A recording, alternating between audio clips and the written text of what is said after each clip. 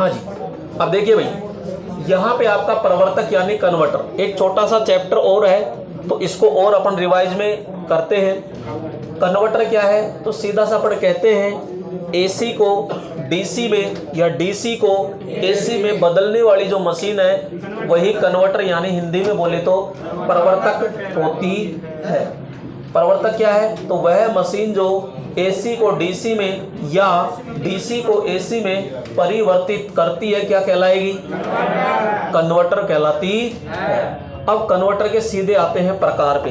अब भाई प्रकार पे आते हैं तो ये देखिएगा, पहला होता है हमारा motor generator set. Motor generator set short में बोलते हैं इसको एमजी सेट। इसमें क्या होता है कि एक तो मोटर होती है, ठीक है, और एक क्या होता है, जनरेटर, और दोनों की शाफ्ट को आपस में क्या करते हैं, कपलिंग करते हैं। तो यहाँ पे जो मोटर होती है वो तो होती है हमारी एसी, और यहाँ जनरेटर तो हमेशा डीसी देता है आउटपुट में। तो हम यही तो कह रहे हैं कि भाई एसी को किस में बदलो, डीसी में। तो हमारे पास एसी है, मोटर को देंगे हम एसी, तो यहाँ पे मोटर की शाफ्ट घूमेगी और इसकी शाफ्ट से क्या हो गई, कनेक्ट हो गई। तो अब जनरेटर की शाफ्ट घूमेगी, जनरेटर की शाफ्ट घूमेगी तो ये विद्युत बनाएगा और आउटपुट में कैसी मिल जाएगी आपको, डीसी विद्युत बन जाती। अब क्वेश्चन पूछा जाता है कि मोटर कौन सी है, तो भैया यहाँ पे अगर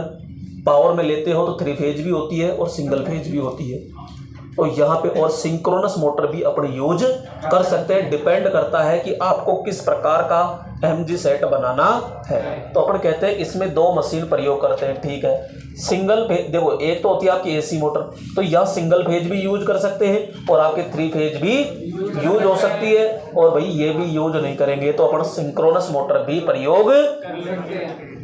यहाँ पे डीसी जनरेटर में कौन सा जनरेटर यूज लेते हैं, तो सामान्य तो शंट लेते हैं, लेकिन पावरफुल बनाना है तो अपन कंपाउंड लेंगे, और कंपाउंड के साथ में मोटर कौन सी लगेगी, फिर सिंक्रोनस मोटर लगेगी। यह एसी को डीसी में परिवर्तित, इसमें आउटपुट डीसी वोल्टेज स्थिर होती है। दोनों की आरपीएम यानी इसकी दोनों की आरपीएम क्या होती है, इसका उपयोग औद्योगिक क्षेत्र, प्रयोगशाला में, पावर फैक्टर सुधारने में आदि के अंदर किया जाता। इसके आउटपुट डीसी वोल्टेज को शंट फील्ड रेगुलेटर द्वारा क्या करते हैं, आसानी से, यानी कि इसमें क्या लगा देंगे अपन, फील्ड रेगुलेटर लगा देंगे, पर फील्ड रेगुलेटर जो होगा उसके द्वारा आउटपुट जो वोल्टेज मिलेगा अपन कम ज्यादा कर देते हैं। अब यहाँ देखो आकार क्या है इसका, भाई 2 मशीनें लग रही है तो आकार क्या है, आवाज, कीमत, दक्षता, और जीवन काल क्या होगा, तो सामान्य होता है। अब आता है दूसरा कन्वर्टर, तो यहाँ पे अपन पढ़ते हैं रोटरी कन्वर्टर। अब ये रोटरी कन्वर्टर में देखो क्या है, तो भैया इसमें केवल एक ही मशीन होती है। मशीन कितनी होती है, एक मशीन होती है, लेकिन इसकी जो शाफ्ट है उसके एक तरफ तो कम्यूटेटर लगा होता है, दूसरी ओर यहाँ स्लिप रिंग होती है, और यहाँ पे इसका सारा संयोजन, यहाँ वायर लगे रहते हैं, कहीं आप सोच लो अकेला बैठा है ये, ऐसे नहीं, और इसका संयोजन ऐसे होता है अंदर से ही हो। अब करते क्या है कि ये दोनों काम करता है। दोनों काम कैसे, अगर आप यहाँ एसी दे रहे हो तो यहाँ क्या मिलेगी, डीसी। अगर इधर से डीसी दे रहे हो तो इधर क्या मिल जाएगी, एसी। तो स्लिप रिंग क्या दे देगी, एसी, और ये कम्यूटेटर एसी को किस में चेंज कर देगा, डीसी में चेंज कर देता है। यह 2 प्रकार की होती है, एक होता है सिंगल फेज रोटरी कन्वर्टर और दूसरा होता है 3 फेज रोटरी कन्वर्टर। अब देखो सिंगल फेज होगा तो ओनली फॉर कितनी स्लिप रिंग लगेगी, 2। अगर 3 फेज होता है तो भैया उसमें 3 भी लगती है और 4 भी लगती है। डिपेंड करता है कि आप न्यूट्रल लेते हो नहीं लेते हो। अगर न्यूट्रल नहीं लेते हो तो 3 स्लिप रिंग, और न्यूट्रल लेते हो तो 4 स्लिप रिंग होती है। यह एसी को डीसी में तथा डीसी को एसी में परिवर्तित करता है। ये लाइन इंपॉर्टेंट है। यह एकल मशीन, यह भी इंपॉर्टेंट है। यह उच्च वोल्टेज डीसी उत्पन्न करने के लिए प्रयोग की जाती है। इसकी शाफ्ट पर एक छोर पर स्लिप रिंग तथा दूसरे छोर पर कम्यूटेटर लगा होता। यह एसी को डीसी में बदलती है तो रोटेटिंग रेक्टिफायर की तरह यानी घूर्णक दिष्टकारी की तरह कार्य, क्योंकि आपका दिष्टकारी क्या करता है, एसी टू डीसी करता है। तो ये भी तो यही कह रहा है कि भाई अगर ये मशीन एसी को डीसी में बदलती है ना तो ये रेक्टिफायर के समान कार्य, लेकिन रेक्टिफायर सीधा थोड़ी बोलेंगे क्योंकि ये तो घूमती है और रेक्टिफायर घूमता, इसलिए इसको नाम दिया गया घूर्णक दिष्टकारी यानी रोटेटिंग रेक्टिफायर। तो ये उल्टा भी तो काम करेगी, उल्टा भी काम करती है। तो देखो डीसी को एसी में परिवर्तित करती है तो रोटरी इन्वर्टर के समान कार्य, क्योंकि इन्वर्टर क्या काम करता है, डीसी को एसी में बदलता है। आकार क्या होगा, कीमत, दक्षता, जीवन काल, आवाज, यहाँ पे क्योंकि एकल मशीन है तो आकार तो छोटा होगा ही होगा। ठीक है, नेक्स्ट अगला पढ़ते हैं अपन मेटल रेक्टिफायर यानी धातु दिष्टकारी। धातु दिष्टकारी, अब इसमें क्या है, एक छड़ है, इसमें दो प्लेट होती है। छोटी वाली जो चकती होती है ना वो तो किसकी बनी होती है, शीशे की होती है, और बड़ी जो चकती होती है वो कॉपर या एल्यूमिनियम, कॉपर या। अब मेरे दोस्तों इसके ऊपर है ना एक अचालक पदार्थ होता है ये, तो ये अब यहाँ पे ये कौन सा होता है, तो अपन कह रहे हैं अगर आप कॉपर की प्लेट ले रहे हो ना तो ये कॉपर ऑक्साइड होगा। अगर एल्यूमिनियम की परत लेते हो तो ये सिलीनियम यूज करते हैं। कॉपर है तो कॉपर ऑक्साइड यूज लेंगे, सिलीनियम की ये परत ये धातु है तो अपन सिलीनियम पदार्थ यूज लेते हैं। करंट ऊपर से नीचे की ओर आता है और इन दोनों प्लेटों को यूं जोड़ देते हैं। तो भैया ये बनता कैसे है, तो ये डायोड होता है। तो देखो इसमें दो चकती प्रयोग करते हैं, छोटी चकती शीशे की तथा बड़ी चकती किसकी होती है, तांबे की होती है। नहीं, बड़ी चकती तांबे या एल्यूमिनियम की होती है और आयताकार या वर्ताकार दोनों आकार में ये हो सकती है। यदि चकती एल्यूमिनियम की है तो इसके ऊपर सिलीनियम की परत लगाते हैं। यदि चकती कॉपर की है तो अपन इसके ऊपर कॉपर ऑक्साइड की क्या करते हैं, परत चढ़ाते हैं। ये इंपॉर्टेंट है। यह हाफ वेव के समान कार्य करता है, इसमें कोई भी भाग घूमता नहीं है। तो यहाँ पे अपन घूमने वाला भाग नहीं होता है, तो ये थोड़ा सा ध्यान रखना। यह आवाज रहित होता है। आपसे सीधा सा क्वेश्चन पूछेगा क्या कि स्टैटिक कन्वर्टर जो एसी को डीसी में बदलता है, पहला ऑप्शन है एमजी सेट, दूसरा है कन्वर्टर, तीसरा है मेटल रेक्टिफायर, चौथा ऑप्शन है उपयुक्त सभी। उपयुक्त सभी क्यों नहीं किया, क्योंकि उसने क्या पूछ लिया, स्टैटिक। बाकी जो दोनों थे शुरू के एमजी सेट और रेक्टिफायर, ये बूस्टर रेक्टिव, ये कन्वर्टर वाला, तो ये आपके दोनों घूमते हैं जबकि ये घूमता नहीं है। और प्रश्न में कह रहा है स्टैटिक वाला बताओ, तो स्टैटिक वाला कौन सा होता है, तो अपन कहेंगे मेटल रेक्टिफायर यानी धातु दिष्टकारी होता है।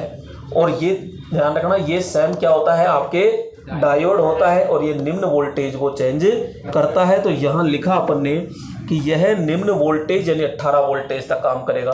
तो उच्च के लिए कौन सा लेंगे, अभी जस्ट पढ़ा आपने, कौन सा पढ़ा, रोटरी, कौन सा। तो यहाँ पे रोटरी कन्वर्टर उच्च डीसी के लिए होता है, जबकि निम्न के लिए अपन डायोड यूज करते हैं यानी कि मेटल रेक्टिफायर होता है। निम्न धारा यानी 0.5 एम्पियर को एसी को डीसी में परिवर्तित करता है। अब यहाँ पे अपन देखते हैं आगे, तो यह आवाज रहित होता है, ये चीज अपन ने पढ़ लिया। इसका एनोड टर्मिनल ग्रेफाइट का तथा कैथोड टर्मिनल किसका होता है? मरकरी यानी पारे का बना होता है। इसमें धारा का प्रवाह छोटी चकती से बड़ी चकती की ओर होता है। अब यहाँ पे आपसे पूछेगा कि आकार क्या होता है, तो भाई बहुत छोटा होता है। सबसे बड़ा किसका होगा?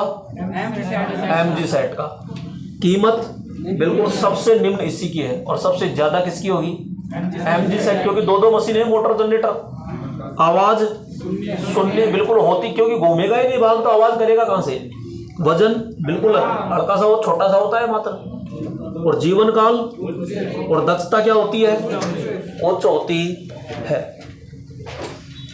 यहां पे थोड़ा सा और अपन देखते हैं इन्वर्टर, अंतर्वर्तक। तो ये भी क्या है? यह डीसी को एसी में बदलेगा। सीधा सा क्वेश्चन पूछता है कि इन्वर्टर क्या काम करता है, तो भाई इन्वर्टर में बैटरी होती है क्या? बैटरी में कौन सी होती है? डीसी। और डीसी को किस में बदलना है? तो इन्वर्टर क्या कर रहा है? डीसी को एसी में बदलता है। डायोड किसको किस में बदलता है? इसको किस में बदलता है?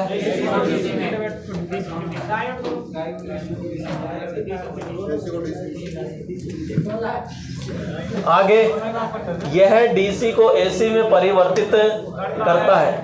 तो दो प्रकार, ये कितने प्रकार के होंगे? एक होता है रोटरी कन्वर्टर और एक होता है इलेक्ट्रॉनिक कन्वर्टर। तो रोटरी कन्वर्टर आपने थोड़ी सी देर पहले पढ़ा था कि जिसमें एक मशीन होती है, एक शाफ्ट होती है, एक तरफ आपका कम्यूटेटर होता है और एक तरफ स्लिप रिंग होती है। तो यहाँ अपन कह रहे हैं कि भाई अगर ये डीसी है इधर और डीसी अपन देंगे तो यहाँ एसी मिलेगी, तो ये डीसी को एसी बदल रहा है कि नहीं बदल रहा? तो ये इन्वर्टर है कि नहीं है? तो कौन सा है? रोटरी इन्वर्टर है ये। दूसरा है इलेक्ट्रॉनिक इन्वर्टर, जो वर्तमान में घरों में यूज लेते हैं अपन। वो कौन सा है? Electronic inverter. अब इसमें अपन थोड़ा सा ये पढ़ लेते हैं कि इसका परिपथ। ये देखो, सबसे पहले अपन बात करते हैं, जैसे अपने घरों में एसी आ रही है। एसी आ रही है तो अपना लोड यहाँ है। लोड क्या है? ये है। अब सबसे पहले ये करते हैं कि जैसे बैटरी है, बैटरी से अपन सीधा लेंगे। बैटरी में तो क्या है? डीसी है। और डीसी आएगी और लोड पे अपन देना चाहते हैं कौन सी? एसी। तो क्या करेंगे? सबसे पहले मुलाकात करेंगे ऑसिलेटर से। ऑसिलेटर यानी 2 लीटर। ये क्या काम करेगा? डीसी टू एसी कर देगा। लेकिन इसमें मैंने कहा जैसे 24 वोल्टेज है और मेरा सीलिंग फैन को 240 वोल्टेज चाहिए। अब यहाँ पे एसी तो बना दिया इसने, लेकिन एसी आगे जाएगा तो इस 24 वोल्टेज से पंखा चलेगा क्या? नहीं चलेगा। तो मुलाकात फिर किससे होगी?